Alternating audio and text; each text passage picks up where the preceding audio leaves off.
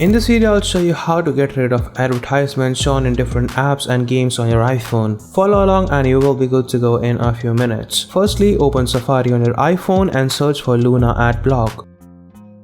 Next, open the first website, which should be adblockluna.com. Now press the install for iOS button.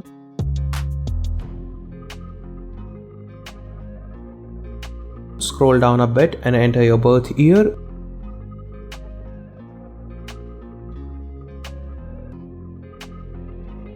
Finally, click on Ad Blocking VPN Profile and press Allow. Once it's downloaded, press Close and open the settings on your iPhone.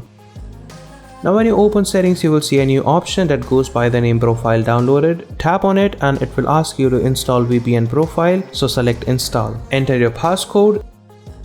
Now your iPhone will give you a warning, you can ignore it and press Install once again.